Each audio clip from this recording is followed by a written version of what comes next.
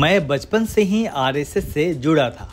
वहाँ कई लोगों ने मेरा यौन शोषण किया। मेरे पिता ने 3 साल की उम्र में ही मुझे आरएसएस की शाखा में भेजना शुरू कर दिया था। पड़ोसी एनएम ने तभी मेरा बलात्कार किया। आरएसएस के आईटीसी ओटीसी कैंप में मेरा यौन शोषण हुआ। आरएसएस के लोग कई बच्चों का यौन शोषण करते हैं। सोशल मीडिया पर यह लिखने के बाद केरल के आईटी प्रोफेशनल आनंदू अजी ने आत्महत्या कर ली। आत्महत्या के पहले 26 साल के युवक के इन आरोपों से हंगामा मच गया है। जब संघ अपनी स्थापना के 100 साल का जश्न मना रहा है, युवक के आरोप से उसके दामन पर एक गहरा काला धब्बा लग गया है। मृतक कोट्टायम का रहने वाला था। युवक का शव 9 अक्टूबर को तिरुवनंतपुरम के थम्पानूर में एक लॉज से मिला। नोट में युवक ने कहा है कि उसकी मौत का कारण कोई असफल रिश्ता नहीं है, बल्कि गहरी चोट है। कुछ साल पहले उसे ऑब्सेसिव कंपल्सिव डिसऑर्डर यानी OCD डायग्नोस हुआ था। बाद में पता चला कि आरएसएस के लोगों के शोषण के कारण ऐसा हुआ है। मामला सामने आने के बाद कांग्रेस पार्टी ने आरएसएस के खिलाफ मोर्चा खोल दिया है।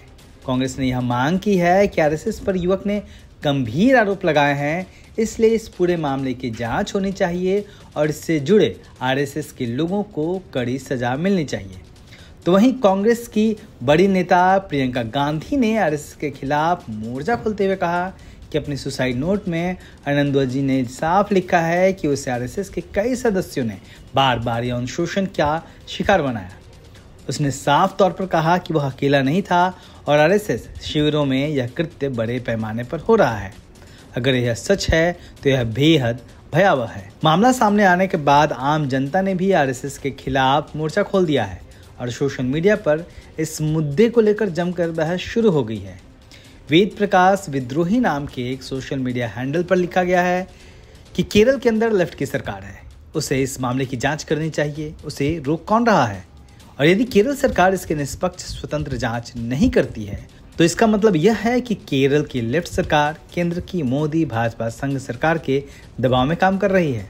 कुल मिलाकर इस मामले ने एक बड़ा बवाल तो खड़ा कर ही दिया है। अब देखना होगा कि आरएसएस इसको लेकर क्या प्रतिक्रिया देता है और केरल सरकार इस दिशा में किस तरह आगे बढ़ती है और आरोपियों को कटघरे में लेकर आती है।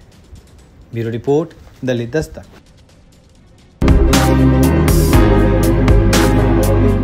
नए तीवर के साथ आ रही है आपकी पसंदीदा मासिक पत्रिका दलित दस्तक। हमारा लक्ष्य है 1000 नए सब्सक्राइबर। आज ही लीजिए अपनी वार्षिक सदस्यता सिर्फ 1200 रुपए में। नीचे दिए गए नंबर पर आज ही संपर्क करिए या व्हाट्सएप करिए।